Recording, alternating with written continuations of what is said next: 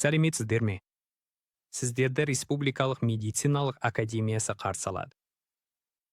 Бұл бейнедәрісте біз төменгі аяқ-қолдың бұлшықеттері мен фасциялары тақырыбын қарастырамыз. Жамбас, сан және аяқ бұлшықеттеріне, олардың анатомиялық құрылысы мен адамның тірегі, тұрақтылығы және қозғалысын қамтамасыз етудегі функционалдық рөліне назар аударамыз. Төменгі аяқ-қол бұл анатомиялық функционалдық жүйе. Оның негізгі мақсаты тірек болу, дененің тік қалпын сақтау және қозғалысты жүзеге асыру. Жоғарғы аяқ-қол дәл және оқшауланған қозғалыстарға бейімделген болса, төменгі аяқ-қол негізінен тірек және қозғалыс құрылымы ретінде қызмет етеді. Үнемі статикалық және динамикалық жүктемелер жағдайында жұмыс істейді. Төменгі аяқ-қолдың бұлшықеттері жеке-жеке емес, біртұтас фасциялы бұлшықет жүйесінің бөліктері ретінде жұмыс істейді.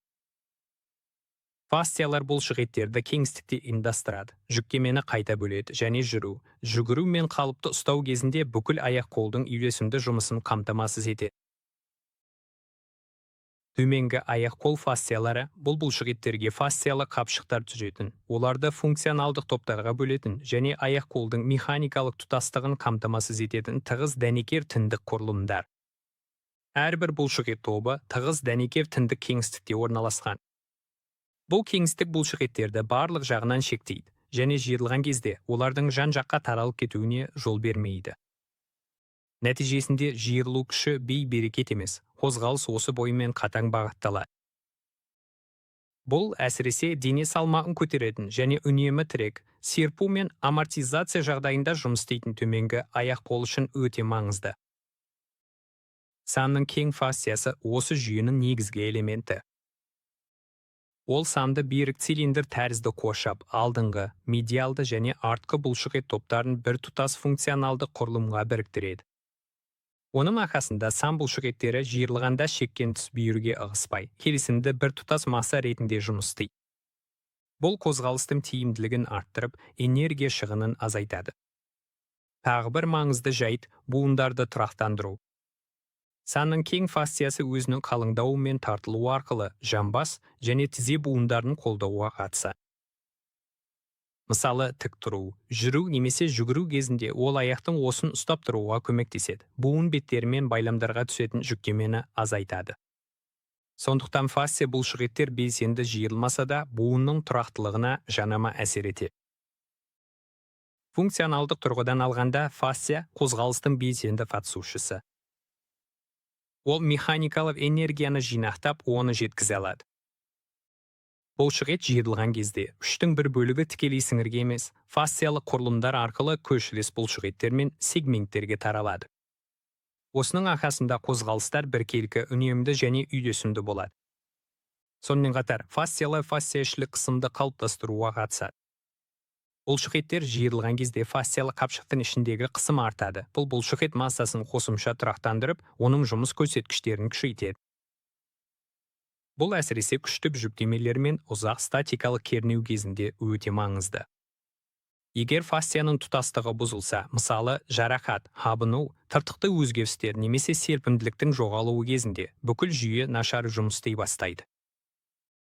Қозғалыстар тиімділігін жоғалтады, жүктеме дұрыс бөлінбейді, ал буындар мұны артық жұмыс арқылы өтеуге мәжбүр болады. Уақыт өте келе бұл ауырсыну синдромдарына, жүріс-тұрыстың бұзылуына және тірек қимыл аппаратының шамадан тыс жүктелуіне әкелуі мүмкін.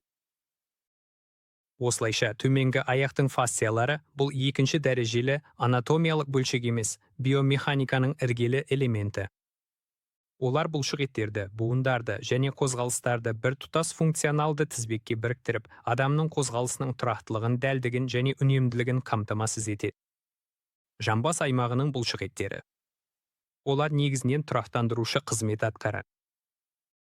Олардың негізгі рөлі жамбасты физиологиялық тұрғыдан дұрыс қалыпта ұстау. Бұл статикалық және динамикалық жүктемелерде, соның ішінде тік тұруда, жүруде және бір аяққа сүйенуде көрінеді.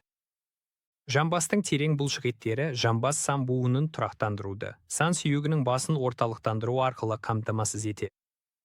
Олар сан сүйегінің басын вертолужная ойығына тығыз ұстап, оның жоғары, төмен, алға немесе артқа ығысуына жол бермейді. Осының арқасында жамбас сан буыны анатомиялық тұрғыдан дұрыс қалыпта қалады. әрі тыныштықта да, қозғалыс кезінде де солай сақталады. Жамбастың терең бұлшық еттерінің маңызды қызметі бір аяққа түскен жүктеме кезінде патологиялық ығысуға жол бермеу. Осындай жағдайда бұлшық еттер жамбастың тұрақтылығын қамтамасыз етіп, оның еңкеюіне және сан сүйегінің басының орнынан ауытқуына жол бермейді. Бұл қадамның дұрыс биомеханикасын сақтау үшін аса маңызды. Клиникалық тұрғыдан алғанда, жамбастың терең бұлшық еттерінің әлсіздігі бүкіл төменгі аяқ-қолдың биомеханикасының бұзылуына әкеледі. Нәтижесінде, орнын толтыратын қимыл стереотиптері қалыптасып, аяқ-қолдың дистальды бөліктеріне, ең алдымен тізе мен тобық буындарына түсетін жүк артады. Бұл функционалдық бұзылыстар мен дегенеративті өзгерістердің қаупін жоғарылатады. Сан бұлшық еттері. Сан төменгі аяқ-қолдың ең қуатты бұлшық ет бөлімі болып табылады. Жақсы дамыған фасция аппаратының арқасында сан бұлшық еттері функционалдық топтарға бөлінеді. Олардың әрқайсысы қозғалыстар мен дененің тұрақтылығын қамтамасыз етуде нақты белгіленген рөл атқарады. Санның алдыңғы бұлшық ет тобы негізінен тізе буынын жазатын бұлшық еттерден тұрады. Олардың ішінде негізгі рөлді тік сан бұлшық еті атқарады.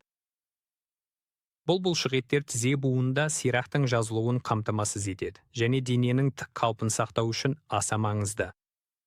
Олар отырып тұрған күйден тұруда, жүру кезінде тірек фазасында, сондай-ақ баспалдақпен көтерілгенде белсенді қатысады. Санның медиалды бұлшық ет тобы функционалды түрде санды жақындатуға жауап береді. Алайда олардың маңызы тек оқшауланған қозғалысты орындаумен шектелмейді. Бұл бұлшық еттер жамбас сүйегін фронтальды жазықтықта тұрақтандырады және қадам басқанда ауырлық орталығының ығысуын болдырмайды. Дене салмағын бір аяқтан екінші аяққа ауыстырғанда тұрақтылықты қамтамасыз етеді.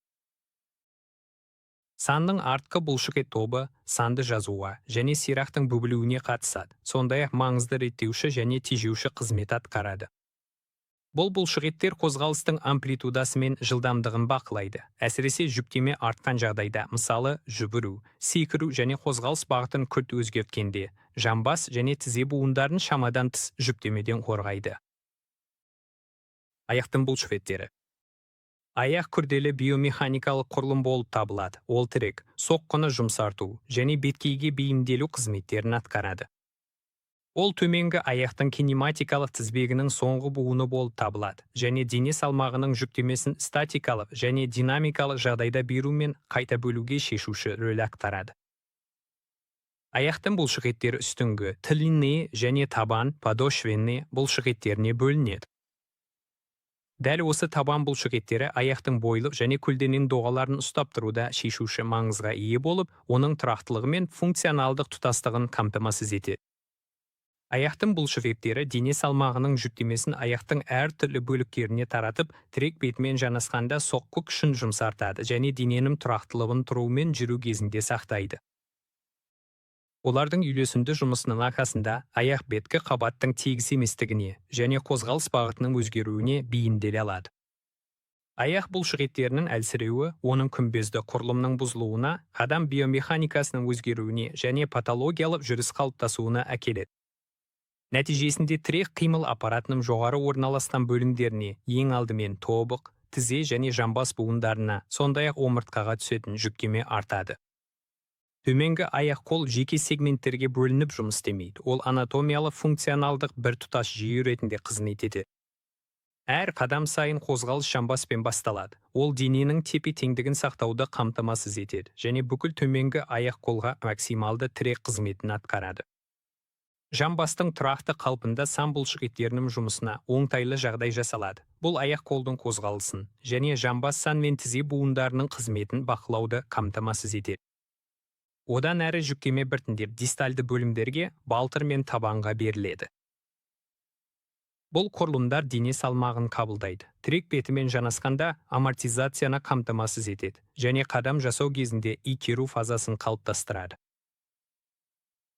Бұл үдерістердің тиімділігі бұлшық еттердің үйлесімді жұмысына және олардың фасциялық байланыстарының сақталуына тікелей байланысты. Фасциялық аппарат төменгі аяқ-қолдың барлық бөлімдерін бір тұтас кинематикалық тізбекке біріктіріп, әртүрлі сегменттер арасында бұлшық ет күшін жеткізуді және қозғалыстардың үйлесімділігін қамтамасыз етеді.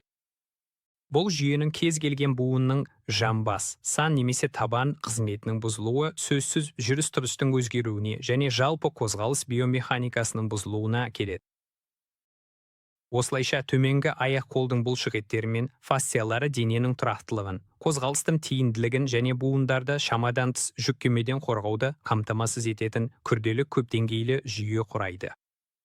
Төменгі аяқ-қол анатомиясын түсіну жамбас, сан және табан арасындағы функционалдық өзара байланыстарды ұғынусыз мүмкін емес. Осылайша біз төменгі аяқ-қолдың бұлшықеттері мен фасциялары тақырыбын аяқтаймыз. Назарларыңызға рахмет. Келесі сабақтарда кездескенше.